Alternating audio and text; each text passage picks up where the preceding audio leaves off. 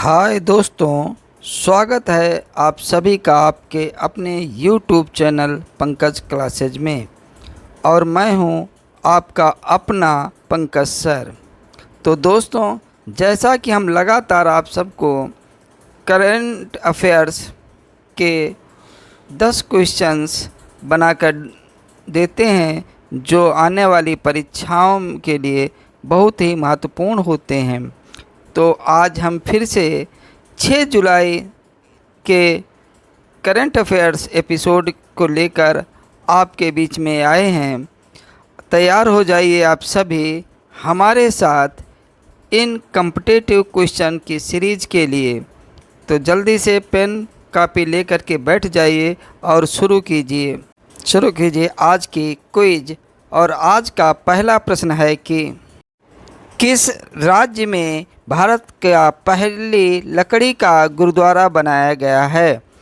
In which state India's first wooden gurdwara has been built? और आपके विकल्प हैं उत्तराखंड, हरियाणा, पंजाब, मेघालय।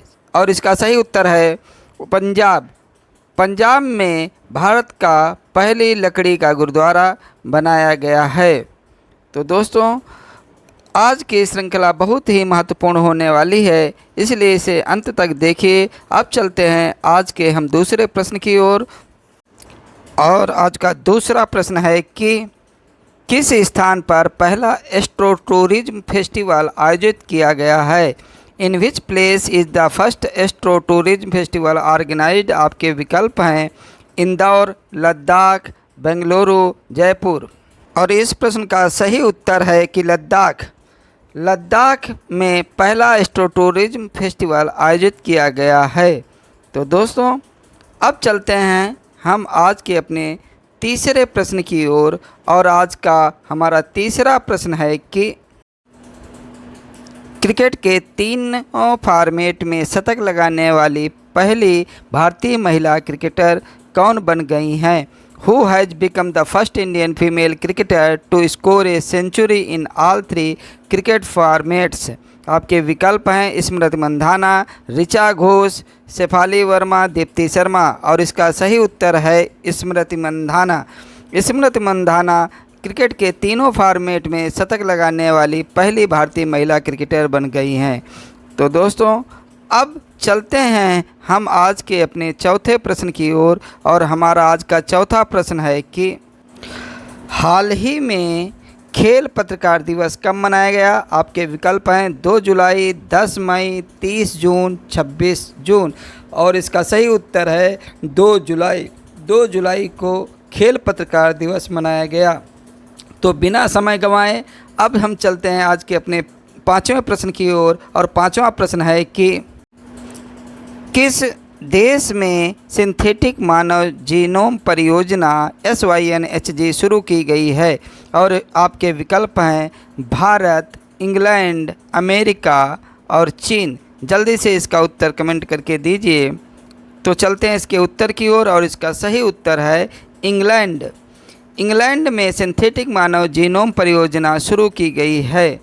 तो दोस्तों, ये रहा हमारा आज का 5वां प्रश्न। अब चलते हैं आज के 6ठे प्रश्न की ओर। और हमारा आज का 6ठा महत्वपूर्ण प्रश्न है कि एल्ब्रूस पर्वत पर चढ़ने वाले सबसे कम उम्र के पर्वतारोही कौन बन गए हैं? आपके विकल्प हैं तेगवीर सिंह, वैभव अरोड़ा, शुभांशु शुक्ला और लियांगचेन। तो इसका सही उत्तर है कि तेगवीर सिंह एल्ब्रूस पर्वत पर चढ़ने वाले सबसे कम उम्र के पर्वतारोही बन गए हैं। तो बिना समय गंवाए अब चलते हैं 7वें प्रश्न की ओर। और 7वां प्रश्न है कि भारत की पहली महिला ई वोटर निम्न में से कौन बन गई हैं? आपके विकल्प हैं निधि रावत, नेहा सक्सेना, द्रौपदी मुर्मू या फिर विभा देवी। जल्दी से इस प्रश्न का उत्तर दीजिए। और इस प्रश्न का उत्तर है विभा देवी। विभा देवी भारत की पहली महिला ई वोटर बन गई हैं। तो दोस्तों, ये हुए हमारे 7 प्रश्न। और हम अब चलते हैं आज के अपने 8वें प्रश्न की ओर। और आज का 8वां प्रश्न है कि हुर्रियन ग्लोबल यूनिकॉर्न इंडेक्स 2025 के अनुसार भारत को कौन सा स्थान प्राप्त हुआ है?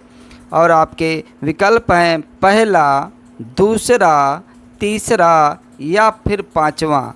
तो इस प्रश्न का सही उत्तर है कि तीसरा स्थान। हुर्रियन ग्लोबल यूनिकॉर्न इंडेक्स 2025 के अनुसार भारत को तीसरा स्थान प्राप्त हुआ है। तो दोस्तों, बिना समय गंवाए अब हम चलते हैं आज के अपने नवे प्रश्न की ओर। और आज का हमारा नवा प्रश्न है कि किस देश के द्वारा GOSAT-GW नामक जलवायु परिवर्तन निगरानी उपग्रह प्रक्षेपित किया गया है? आपके विकल्प हैं भारत, चीन, जापान और रूस। तो जल्दी से इसका उत्तर दीजिए। और इस प्रश्न का सही उत्तर है जापान। जापान के द्वारा GOSAT-GW नामक जलवायु परिवर्तन निगरानी उपग्रह प्रक्षेपित किया गया है। तो दोस्तों, अब चलते हैं हम आज के अपने अंतिम और 10वें प्रश्न की ओर। और 10वां प्रश्न है कि किस स्थान पर भारत का पहला हरित डेटा सेंटर स्थापित किया गया है? Which place has India's first green data centre setup? और आपके विकल्प हैं गाज़ियाबाद, लखीमपुर खीरी, ग्रेटर नोएडा और बनारस। तो इस प्रश्न का सही उत्तर है गाज़ियाबाद। गाज़ियाबाद में भारत का पहला हरित डेटा सेंटर स्थापित किया गया है। तो दोस्तों, ये रहे आज के हमारे 10 महत्वपूर्ण प्रश्न, जो हमें उम्मीद है कि आपके ज्ञान में अवश्य वृद्धि करेंगे और आने वाली कंपटीशन परीक्षाओं में आपके काम आएंगे। तो दोस्तों, अगर हमारा वीडियो पसंद आया हो तो एक प्यारा सा लाइक और कमेंट कर दीजिए और बेल आइकन दबा करके हमारे चैनल को सब्सक्राइब करना मत भूलिएगा। तो दोस्तों, हम आपसे एक नए वीडियो के साथ मिलेंगे एक नए एपिसोड में। तब तक के लिए जय श्री कृष्णा, जय श्री राधे।